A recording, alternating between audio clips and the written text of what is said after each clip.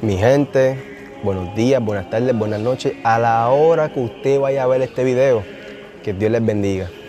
Bienvenido a mi página, En Cuerpo y Alma Te Adoramos, en donde estaremos hablando sobre un tema que es muy interesante, intitulado El propósito de los milagros. Cuando usted escucha la palabra milagro, ¿qué le viene a la mente? Tal vez le viene el nacimiento de un niño, una persona que haya sobrevivido un tiro en el cráneo, tal vez una persona que haya sobrevivido a un accidente de carro, o quizás que la ex de hace 7 años atrás le escribió que quiere volver contigo. No. Hablando claro, esas cosas que yo mencioné, ninguno de ellos son milagros. Pero vamos a buscar la definición de milagros primero que todo para saber exactamente qué puede ser un milagro y qué no puede ser un milagro. La definición de milagro dice de la siguiente manera: suceso extraordinario y maravilloso que no puede explicarse por las leyes regulares de la naturaleza y que se atribuye a la intervención de Dios o de un ser sobrenatural. Aquí vemos, ¿verdad?, que para que un suceso sea milagroso, debe ser algo extraordinario que no se puede explicar con leyes regulares. Por ejemplo, si ustedes ven una persona caminando por encima del agua, eso es un milagro, porque se supone que se hunda. Si ustedes ven una persona que por simplemente coger lodo y echárselo en el ojo de una persona ciega, recibe la vista, eso es un milagro, porque eso no es normal.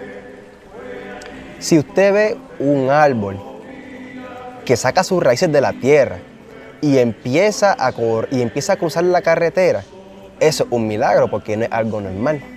Así que, para que sea milagro, tiene que ser algo que no se puede explicarse por leyes o reglas de aquí del mundo.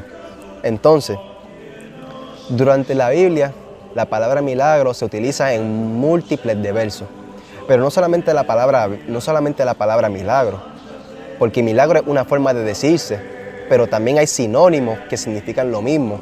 Por ejemplo, se puede utilizarse la palabra milagro, que es la que todos conocemos.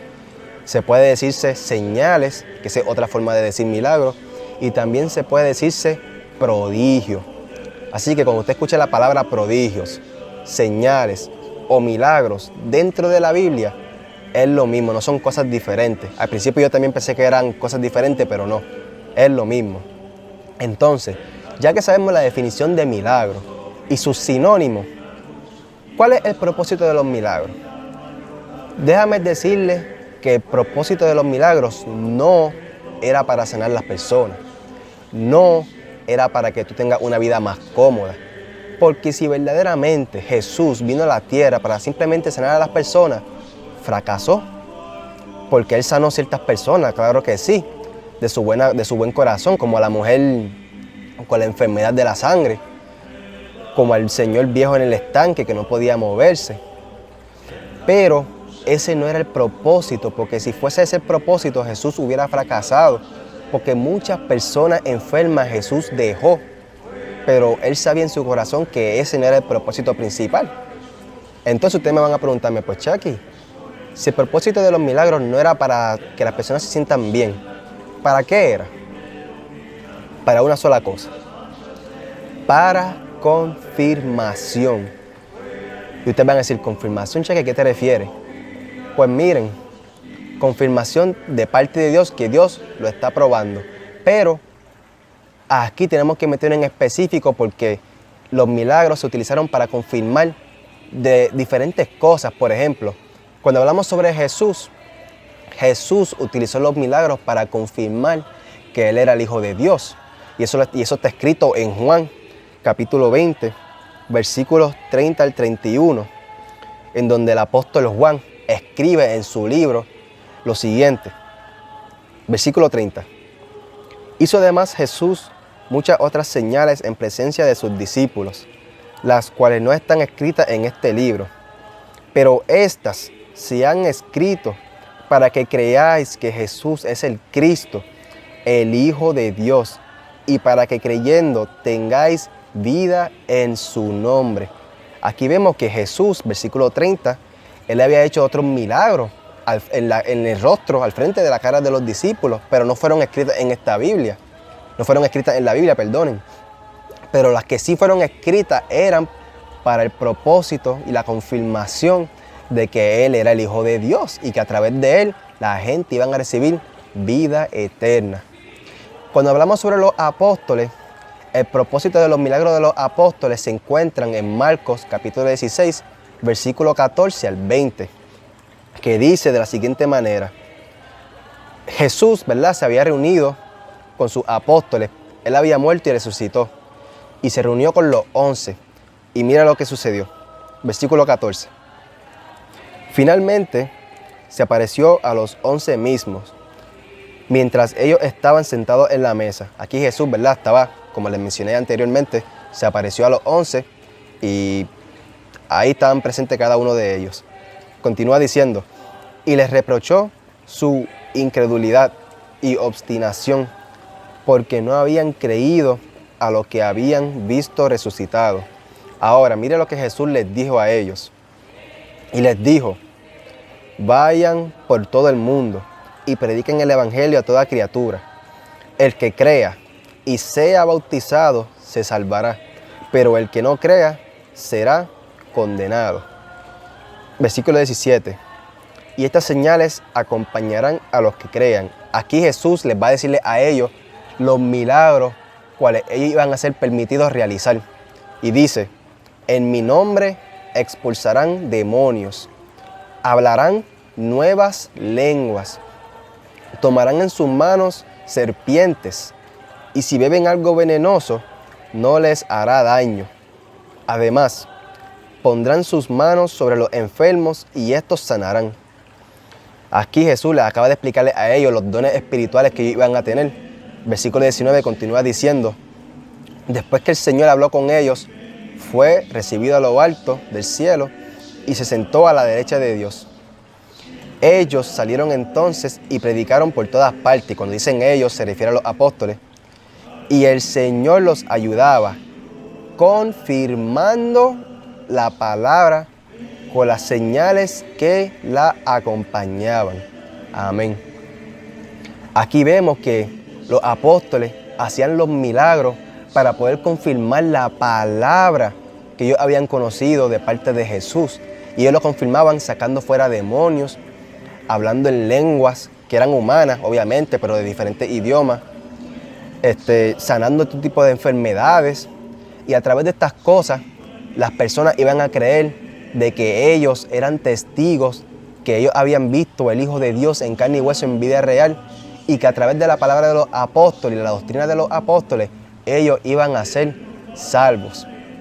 Entonces, cuando nos movemos a Cornelio, que él era un no judío, o en otras palabras, un gentil, él había recibido el Espíritu Santo de parte de Dios, obviamente, en Hechos capítulo 10, cuando Pedro le estaba predicando el Evangelio de Cristo. Y cuando él recibió el Espíritu Santo, él comenzó a hablar en lenguas. Ahí se formó un milagro. Él comenzó a hablar una lengua cual no era de su nación, era una lengua de otra parte del mundo. Y Pedro, cuando vio que sucedió eso, él inmediatamente se sorprendió y lo bautizó en agua. Entonces, en Hechos capítulo 11, cuando digo él, me refiero a Pedro, Pedro se había reunido con sus apóstoles, emocionado, les dice lo que había ocurrido y nos dice el propósito de por qué Cornelio y su familia comenzaron a hablar en lenguas. Y mira lo que él le dijo a sus apóstoles en Hechos capítulo 11, versículos 15 al 18. Y dice de la siguiente manera: apenas había comenzado a hablar cuando el Espíritu Santo se manifestó sobre ellos, como al principio se manifestó en nosotros. Entonces me acordé de las palabras del Señor cuando dijo: ciertamente Juan bautizó con agua, pero ustedes serán bautizados con el Espíritu Santo. Pues si Dios le concedió a ellos el mismo don que a nosotros, que hemos creído en el Señor Jesucristo, ¿quién soy yo para oponerme a Dios? Y aquí en el versículo 18 se nos dice el propósito de ese milagro que le ocurrió a Cornelio y su familia. Y mira lo que dice, versículo 18. Al oír esto, ellos se callaron. Cuando dice ellos se callaron, se refiere a que los apóstoles se quedaron callados. Y glorificaron a Dios. Decían, y esto es lo que los apóstoles respondieron cuando escucharon a Pedro. Así que Dios también le ha concedido a los no judíos o gentiles, que es lo mismo, la oportunidad de arrepentirse para que tengan vida eterna. Aquí, Cornelio y su familia, que eran no judíos o gentiles, recibieron el don milagroso de hablar en lenguas como una manera de confirmar de que los gentiles también merecían la salvación. Aquí, a través de este milagro, Pedro se dio cuenta de que Dios está diciendo de que la salvación ya no es para los judíos, sino para los judíos y para los no gentiles. O sea, que la salvación era para todo el mundo. Así que cuando Cornelio recibió ese milagro, Pedro se dio cuenta de eso y lo bautizó en agua. Y él, emocionado, fue donde sus apóstoles y le contó lo que les acabo de leer. Así que pueden ver que cuando Jesús estaba en la tierra, utilizaba los milagros para confirmar de que Él era el Hijo de Dios y que a través de Él la gente iban a ser salvos. Los apóstoles utilizaron los milagros para confirmar de que ellos habían conocido el Hijo de Dios y que a través de su doctrina la gente iban a ser salvos, o en otras palabras, confirmar la palabra o la doctrina de Dios. Tercero, que le acabo de leer, el gentil Cornelio y su familia habían recibido el don milagroso de hablar en lenguas para así poder confirmar de que todos los gentiles son dignos de ser salvos y ir a la vida eterna. Así que hasta aquí es el video de hoy.